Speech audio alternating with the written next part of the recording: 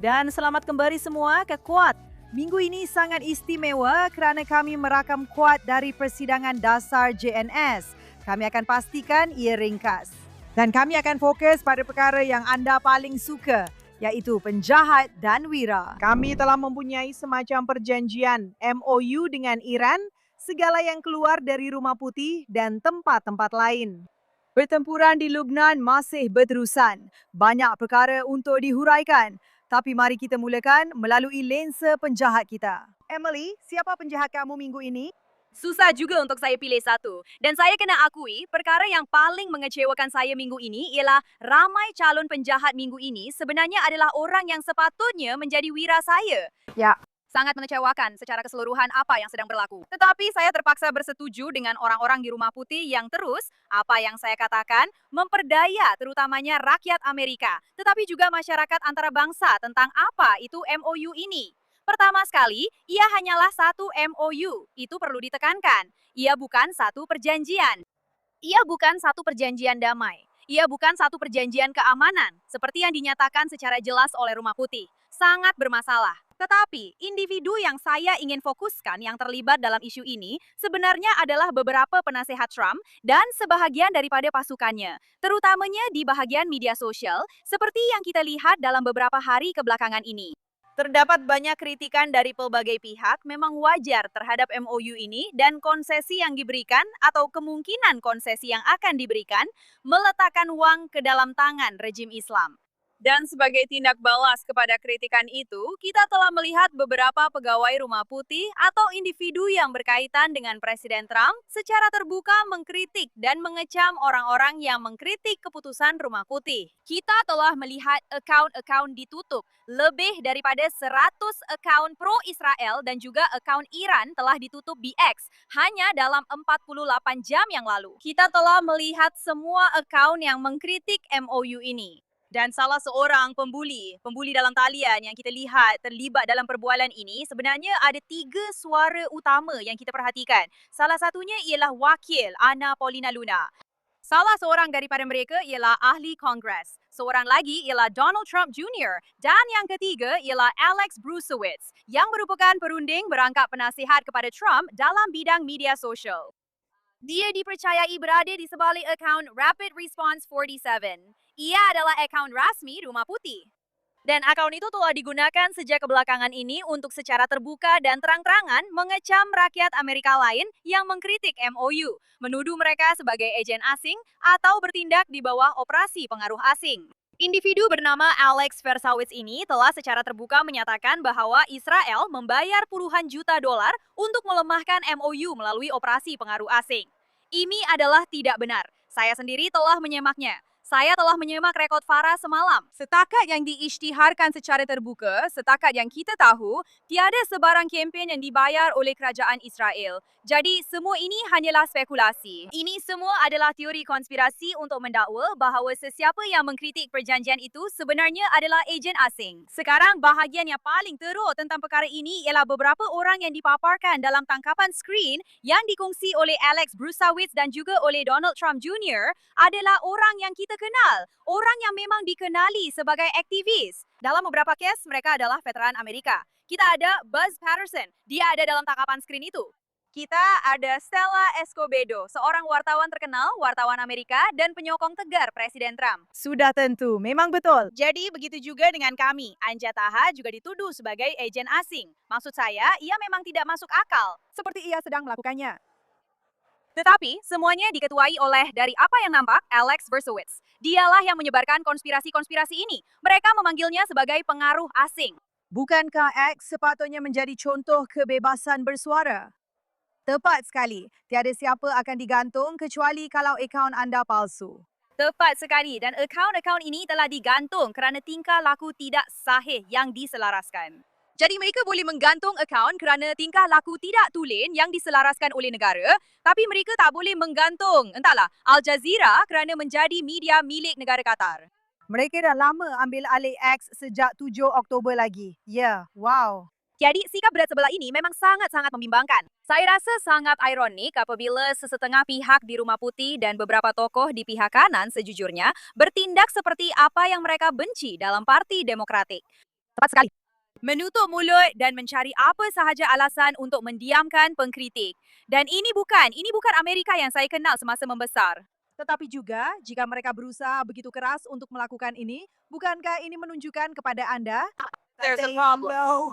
Ya, ini adalah perjanjian yang buruk, MOU, apa sahaja. Mereka tahu mereka mempunyai masalah, kelihatan lemah. Betul. Dan sebaliknya daripada melawan rejim, mereka melawan rakyat. Yang hanya itu bukan demokrasi, maafkan saya, itu Amerika. Tetapi itu hanya menunjukkan kelemahan kedudukan tersebut sejak awal. Itu juga adalah kesimpulan saya daripadanya. Seperti jika Anda perlu menutup mulut semua pengkritik dan menggantung akaun mereka di X, serta mengejar mereka dan menuduh mereka sebagai perisik, serta menyebarkan teori konspirasi, apa yang itu katakan tentang MOU Anda? Mesti ia risau. Ya, wah, Mesti ia risau. Memang betul, mereka memang sampah. Dan saya harap Elon Musk bawa semua akaun ini kembali dengan cepat. saya pun harap begitu. Mereka bukan bot, mereka bukan palsu. Mereka adalah orang sebenar yang hanya menyuarakan pendapat dan pendapat itu sangat sah. Ya, Baiklah, itu jawapan balas yang hebat. Terima kasih. Shoshana, siapakah penjahat pilihan awak? saya tak pergi jauh dari Emily. Penjahat saya minggu ini ialah J.D. Vance. Maaf, tapi ini memang petikan yang paling teruk antara semua petikan. Bercakap tentang Israel, Anda adalah sebuah negara dengan 9 juta penduduk. Anda tidak boleh hanya membunuh untuk menyelesaikan setiap masalah keselamatan negara yang Anda hadapi. Bincangkan maaf. Maafkan saya. Seolah-olah Hezbollah tidak menembak roket, menghantar drone ke arah tentara kita, membunuh tentara kita setiap hari di Lubnan. Dan kenapa kita berada di sana? Tiada seorang pun tentara Israel di Lubnan selama bertahun-tahun, sehingga Hezbollah mula sekali lagi menembak roket ke utara, tanpa henti, tanpa lelah, terlibat dalam pertempuran. Ia tidak akan menang, tetapi ia sedang menjatuhkan rakyat Lubnan dan rakyat Israel bersama mereka. Dan awak, J.D. Vance, perkara terbaik yang boleh awak katakan ialah awak tidak boleh membunuh untuk keluar dari sesuatu yang benar-benar. Saya harap, dan saya akan katakan ini untuk rekod, saya harap kerjaya awak berakhir di sini bersama tamatnya pemerintahan Donald Trump. Kerana saya tidak mahu melihat awak kecuali awak benar-benar bertaubat, melakukan tesyubah sebenar. Kerana itu menjijikan, dan dia adalah si berdebah saya. Saya rasa ia sangat sah. Dan saya rasa ada sesuatu yang lebih licik sedang berlaku di sini. Kerana ini adalah perkara yang dia katakan kepada secara literal tidak untuk menarik perhatian kepada kelompok penyokong tertentu. Ya, Dia rancangan Megyn Kelly. Takar telefon, dia mungkin muncul di rancangan Megyn Kelly. Menjijikkan. Dia hanya bersikap menjijikkan terhadap Presiden Trump. Tapi dia sedang memberi petunjuk kepada golongan kanan woke itu. Itulah yang dia lakukan. Dia sedang memberi petunjuk kepada golongan kanan woke. Dan teori saya ialah, dan mungkin saya salah, dan mungkin sekali lagi, saya terlalu optimistik seperti yang saya cuba lakukan, bahawa mereka sedang memasang perangkap untuk dia gagal kerana mereka tahu. gembira untuk menontonnya. Dalam 60 hari ini, apakah kemungkinan perkara ini akan sampai ke 60 hari? Atau walaupun selepas 60 hari, ia tidak akan diperbaharui sehingga selepas pilihan raya pertengahan penggal. Dan kemudian hanya Tuhan yang tahu apa yang akan berlaku. Saya hampir menulis satu ciapan minggu lepas mengatakan mereka sama ada sedang mempersiapkannya untuk jawatan presiden atau mereka sedang mempersiapkannya untuk jatuh tersungkur. Saya masih belum pasti. Saya rasa memandangkan kita baru sahaja melihat Tucker Carlson semalam mengisytiharkan bahawa dia tidak akan pernah menyokong Parti Republikan. Okey, jadi siapa sebenarnya J.D. Vance? Siapa penyokongnya? Ya, Tucker Carlson memang secara aktif menentang Parti Republikan. Jadi saya harap sekurang-kurangnya mereka sedang bertelagah. Kecuali itu hanyalah helah yang kemudian dia gunakan untuk membawa mereka kembali, kita tak pernah tahu. Sebenarnya tiada siapa yang mahukan mereka, jadi mungkin itu hanyalah helah. Tetapi bila awak cakap macam tu, dia memang langsung tak berperanan di Israel. Perayaan ini awak kena faham, ini bukan tersilap cakap, ini memang disengajakan. Dia sebenarnya sedang mengatakan Israel adalah pihak yang menyerang, bukannya Republik Islam Iran yang membunuh 42,000 rakyatnya sendiri. Itulah yang dia katakan, dia sedang berdolak-dalik. Sekarang mereka dah buka ini. Awak nampak tak? Talian hotline untuk meredakan ketegangan. Ini perkara terbaru. Mereka telah membuka talian hotline untuk meredakan ketegangan apabila sama ada Hizbullah menyerang Israel atau Israel membalas dengan menyerang Hizbullah. Sekarang awak meletakkan kami pada tahap yang sama dengan proksi pengganas memalukan rejim itu. Siapa awak sebenarnya? Siapa yang telah membunuh ramai warga negara Amerika sebenarnya? Pembunuh besar-besaran, saya rasa dia sudah berpihak kepada pihak yang salah. Dan sebenarnya dia telah dimalukan kerana pada malam yang lain ketika mereka memulakan rundingan, wakil Republik Islam tidak muncul.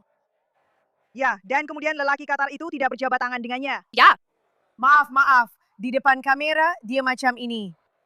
Ya, itulah yang berlaku bila awak lemah. itulah yang awak sedang hadapi. Astaga, terima kasih Shoshana. Ya, terima kasih kerana benarkan saya luahkan semua itu. Ia memang sangat perlu, terutamanya selepas 3 hari persidangan ini. Dan itu sahaja yang kita bincangkan, baiklah. Penjahat minggu ini, saya adalah penjahat ulangan. Baru sahaja anda fikir lelaki ini sudah sampai ke tahap paling rendah. Datang pula satu lagi perkara buruk. Zoran Kamanwama Mandani. Saya rasa dia memang ada nama tengah seperti itu. Zoran Mandani naik ke atas pentas. Saya rasa dalam sambutan Nix, masa penuh dengan aura positif. Dan dia memanggil APEC pada dasarnya. Raksasa. Sekarang adalah masa raksasa. Raksasa-raksasa ini mengambil pelbagai bentuk hari ini. Dalam APEC, di mana satu-satunya perkara yang lebih menakutkan daripada membiarkan demokrasi berjalan seperti sepatutnya adalah pengakhiran kepada pembunuhan beramai-ramai dan peperangan Netanyahu. Mereka menggerakkan berjuta-juta dalam dana gelap untuk mencapai satu matlamat, iaitu mengekalkan kuasa mereka supaya mereka boleh memecah belahkan kita antara satu sama lain. Menggunakan wang gelap. Zoran Kwame Mandani, adakah awak belajar di sekolah propaganda antisemitik Joseph Goebbels? Ya. Dan perkara yang paling teruk ialah dia belum meminta maaf. Dia malah bertegas dengan pendiriannya. Ia memang menyedihkan. Saya ingin katakan bahawa pada tahun 2026, anda boleh kembali ke Jerman tahun 1930-an, ambil semua stereotip tentang orang Yahudi yang menguasai wang dan kuasa gelap. Dan adakah ini retorik anda semasa meraihkan kemenangan Nix selepas 50 tahun? Inilah yang anda lakukan dengan platform anda, dasar bangsat. Dan kemudian dia mendakwa bahawa Israel sejak gencatan senjata telah membunuh 1,000 kanak-kanak di Gaza. Tepat sekali. Dan tiada siapa yang bertanya kepadanya, ya, dari mana awak dapat angka itu? Tiada siapa yang mempersoalkannya. Jadi kata-katanya dianggap benar. Jadi bunyinya seperti, Alex Brusawitz, bangsat pilihan saya. Saya dah beritahu awak, biar saya cari penulis dan buat penukaran. Orang Yahudi adalah kuasa gelap. Kami memutar wang. Saya masih kanak-kanak. Mereka membunuh kanak-kanak. Kita tak pernah dengar yang itu sebelum ini. Yer, Zoran Kwame Mandani. Jadi awak adalah dan akan sentiasa menjadi bangsat pilihan saya minggu ini. dia juga layak berada di sebelah Francesca Chiesa. Dia perlu berada di dinding scumbag wall. Ya, kami akan lakukan itu. Mungkin ia adalah satu bangkitan semula. Kami akan buat Scumbag Hall of Fame dan kami akan raikan serta kami akan panggil awak seorang scumbag semasa sambutan kami. Saya tak sabar. Hantarkan dia satu anugerah. Aduh, tutupkan. Satu kilatan cahaya. Ia boleh gantungnya di atas rak. Kamu tahu, satu tai di atas dulang kecil. Sampah masyarakat minggu ini. Saya rasa kita akan buat begitu. Jadi kamu lihat. Di New York, kamu berada di New York. Kamu kena letak najis dalam beg dan nyalakan api. Dan biarkan saja di situ. Ya, bagus juga. Baiklah, semua orang dialu-alukan untuk beri idea. Okey. Jadi kita akan membersihkan hati kita, jiwa kita ya, minggu ini. Jiwa kita yang terluka dengan aura positif. Dan untuk setiap penjahat ada ramai wira. Wira minggu ini. Okey, Shoshana, saya akan mulakan dengan awak kali ini. Wira saya sebenarnya ada di persidangan ini. Jadi saya harap dia tahu bahawa dia adalah wira saya minggu ini. Pastor Larry Huck, pengasas dan pastor kanan gereja New Beginnings. Sekarang saya akan akui, saya sentiasa, ibu saya ajar saya perkara ini, sangat-sangat berhati-hati dengan golongan evangelis. Pada akhirnya, ibu saya kata, mereka hanya mahu menukar kamu kepada agama Kristian. Jadi, saya sentiasa sangat berhati-hati. Dan ketika saya rasa itu hari Isnin, malam Ahad, dia bercakap dalam satu panel dan dia melihat ke arah penonton dan dia berkata, saya mahu buat 2 janji kepada anda. Pertama, kami tidak akan cuba menukar agama anda. Dia kata, kami tidak akan pernah cuba menukar agama anda. Dan kedua, kami tidak akan pernah meninggalkan anda. Dan saya kena akui, saya sebenarnya rasa sangat terharu dan hampir menitiskan air mata sebab saya rasa itu seperti satu tikun. Seperti satu pembetulan untuk generasi-generasi mubalik yang cuba menjadikan orang Yahudi sebagai Kristian dan membawa orang kita jauh dari warisan kita. Dan ia sangat istimewa bagi saya untuk mendengarnya di pentas ini dan merasakan, wow, kita benar-benar telah sampai ke satu tahap di mana saya boleh menghormati awak seadanya. Awak boleh menghormati saya seadanya dan kita boleh bekerja sama ke arah matlamat yang sama. Dan bagi saya itu sangat bermakna. Dan awak benar-benar wira saya. Dan saya sangat-sangat berterima kasih kepada awak kerana membuat kenyataan itu secara terbuka. Dan saya sentiasa akhiri apa sahaja yang saya katakan dengan ini kepada orang Yahudi.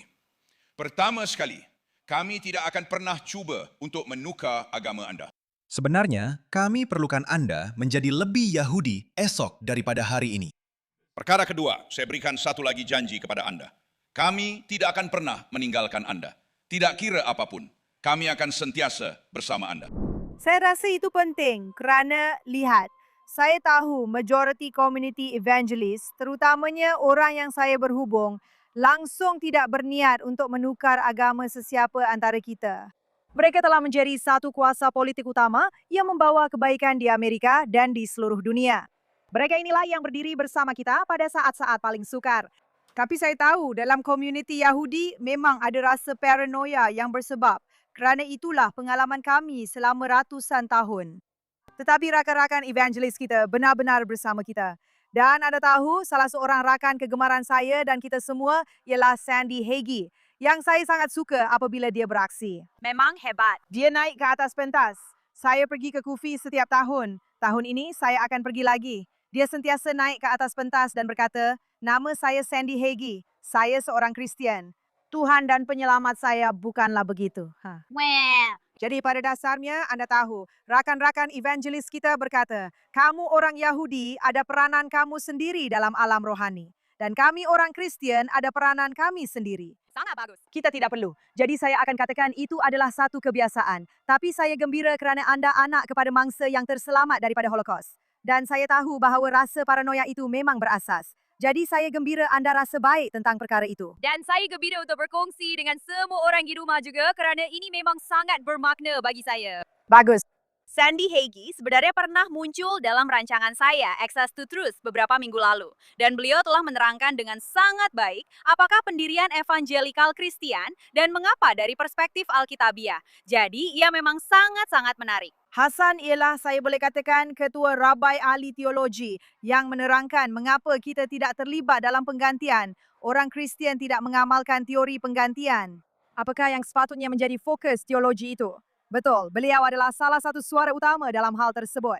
Jadi, ya, itulah yang kita ada. Dia sangat petah bercakap, sangat teratur. Dia tahu bagaimana untuk menerangkan dengan tepat apa pendiriannya. Jadi saya benar-benar rasa dia hebat. Dia memang hebat dan saya tak sabar untuk berjumpa dengannya tidak lama lagi. Itu adalah wira yang hebat. Terima kasih. Emily, siapakah wira Anda? Jadi wira saya agak pahit manis minggu ini. Sudah tentu, kita telah bercakap tentang memorandum persefahaman. Salah satu tuntutan rejim itu ialah akan ada gencatan senjata sepenuhnya dan pengunduran tentara Israel dari Lubnan. Itu tidak berlaku. Perdana Menteri telah menyatakan bahwa itu tidak akan berlaku. Namun begitu, saya perlu katakan, selepas bercakap dengan beberapa askar yang kini berada di dalam Lubnan, bukan komander, bukan pembuat keputusan di peringkat atasan, tetapi askar-askar sebenar yang berada di selatan Lubnan, yang diserang setiap hari oleh Hizbullah, yang mana sebenarnya itu sendiri merupakan satu pelanggaran terhadap MOU ini. Tetapi nampaknya kita tidak membincangkan perkara itu. Tidak. Mereka berada dalam bahaya yang sangat besar dan kebebasan bertindak mereka sangat terhad, malah untuk mempertahankan diri sendiri. Sehingga pada ketika ini mereka hanya boleh melepaskan tembakan jika mereka sendiri diserang secara langsung. Ini secara langsung mengancam nyawa askar-askar kita. Ia sama sekali tidak boleh diterima. Dan saya tahu bahwa orang ramai merasakan ia tidak boleh diterima. Dan saya tahu bahwa kita rasa seperti kita berada di bawah tekanan yang sangat hebat akibat daripada apa yang dilakukan oleh pentadbiran Trump. Tetapi, saya hanya ingin katakan bahwa mereka benar-benar adalah wira sebenar seluruh negara. Sudah tentu mereka adalah wira saya minggu ini kerana benar-benar berada di barisan hadapan demi keselamatan dan keamanan kita. Kerana tanpa mereka melakukan apa yang mereka lakukan minggu ini, tanpa mereka berkorban dan mempertaruhkan keselamatan diri mereka untuk melindungi kita di sini, menjalankan persidangan ini memang benar. Kita tidak akan dapat meneruskan seperti mana yang kita lakukan sekarang. Dan malangnya, ramai yang telah terkorban ya sejak gencatan senjata yang dikatakan ini. Lebih 50 orang ya telah terkorban. Dan saya tidak tahu, Ia sangat menyakitkan apabila kita tahu mereka berada di sana dan mereka membayar dengan tubuh badan mereka, ya. Kerana kita berada di sini dan kerana ilusi bahawa anda boleh berunding dengan pengganas untuk ilusi itu. Mereka membayar dengan nyawa mereka. Ia hanya membuat apa yang dikatakan oleh Vance menjadi lebih sukar kerana bagaimana anda tidak menghormati hakikat bahawa ibu dan bapa sedang mengebumikan anak-anak mereka. Isteri sedang mengebumikan suami dan anak perempuan mereka, by the way. Terdapat sekurang-kurangnya seorang askar wanita yang terbunuh. Dan ia seolah-olah perkara ini tidak berlaku. Ia tidak wujud dalam fikiran mereka. Mereka menutup mata. 4 askar IDF telah terbunuh selepas memorandum persefahaman ini diumumkan dan tiada sebarang komen daripada Rumah Putih. Tidak boleh diterima. Langsung tidak boleh diterima. Dan saya rasa perkara yang paling menyakitkan di negara ini, sekurang-kurangnya bagi saya sebagai seorang ibu, tetapi juga untuk semua orang, ialah apabila kita kehilangan seorang askar. Ia adalah satu perkabungan negara untuk setiap nyawa yang terkorban. Apabila saya membuka berita pada waktu pagi dan saya melihat seorang askar terkorban, itulah dia. Hari kami terasa hilang begitu sahaja. Itulah perasaan kami di sini. Mereka adalah anak-anak semua orang, Anda tahu, dan mereka benar-benar adalah wira dan pejuang terbaik yang kami ada. Kita mempunyai pejuang dan wira moden di negara ini. Semoga Tuhan memberkati mereka semua. Baiklah, saya ada seorang wira yang tidak disangka-sangka dan saya tidak pasti sama ada mereka akan terus menjadi wira, tetapi sekurang-kurangnya mereka adalah wira untuk saat ini. Jadi saya akan berikan gelaran itu kepada mereka. Ferons tak pernah terfikir. Tak pernah terfikir itu akan berlaku. Apa yang mereka lakukan? Biar saya beritahu anda, walaupun Perancis telah menjadi pengecut, anda tahu Macron sangat teruk mengisytiharkan kenegaraan Palestin tanpa meminta apa-apa daripada orang yang dia sahkan. Apabila MOU diumumkan, Perancis tampil Perdana Menteri mereka dan berkata bahawa mereka begitu. Atau mereka mungkin menggunakan kuasa veto mereka supaya sekatan tidak ditarik balik ke atas Iran. Dengan kata lain, hanya kerana adanya MOU ini atau hanya kerana sekarang ada jalan untuk mencapai perjanjian, itu tidak bermakna mereka akan terus menarik balik sekatan. Dan jika mereka diminta untuk berbuat demikian tanpa sebarang jaminan dan tanpa melihat sebarang bukti di lapangan yang menunjukkan bahawa pihak Iran mematuhi MOU atau perjanjian itu, mereka akan menggunakan kuasa veto mereka. Sekarang saya rasa itu agak luar biasa dalam beberapa tahun kebelakangan ini. Memang betul, saya rasa itu adalah Perdana Menteri Iran. Dia semakin berani. Tepat sekali, itu adalah Perdana Menteri Iran. Satu-satunya seruan dalam sejarah manusia. Ya. Saya rasa namanya Baldado, Perdana Menteri, yang berkata demikian. Jadi saya memang kagum. Anda tahu, kami sangat adil di Kuwait. Dan bila Anda layak dipanggil penjahat, kami akan tegur Anda. Tapi bila Anda layak jadi wira, ya. Setuju? Kami memang akan beri Anda penghargaan itu. Jadi minggu ini, percaya atau tidak, Perancis. Seluruh Perancis ialah wira saya minggu ini. Syabas. Jadi para wanita, Ini penting ya, kita perlu bersikap positif, memperkuat tingkah laku yang baik dengan cara yang positif, betul. sekarang awak kedengaran seperti seorang ibu kepada 5 orang anak. Betul, Shana? Tapi awak tahu? Ia juga sebenarnya menunjukkan betapa boleh dipercayainya ancaman itu. Ya, Dan hakikat bahawa atas apa jua sebab, sama ada kerana terdesak untuk mendapatkan perjanjian atau apa, saya sendiri tidak pasti. Kami sendiri tidak pasti pada ketika ini. Tetapi Amerika Syarikat dengan sengaja memalingkan muka. Dan Republik Islam merupakan ancaman langsung kepada Eropah. Mereka mempunyai sel aktif, mereka telah menyusup masuk ke negara-negara tersebut secara besar-besaran, terutamanya UK dan Perancis. Jadi bagi mereka untuk tampil ke hadapan dan berkata, tunggu sebentar, tidak, kami tidak melakukan perkara itu. ya. Maksud saya, ia menunjukkan ada masalah. Dan gunakan kuasa veto. Yang saya tak ingat bila kali terakhir mereka lakukan begitu. Ya, Demi kebaikan bersama. Ya. saya tahu mereka memilikinya. Mereka memang ada apabila anda diasingkan. Percaya atau tidak. Perancis adalah salah satu daripada 5 ahli tetap yang mempunyai kuasa veto. Tuhan saja yang tahu kenapa. Sudah tentu ia bersejarah.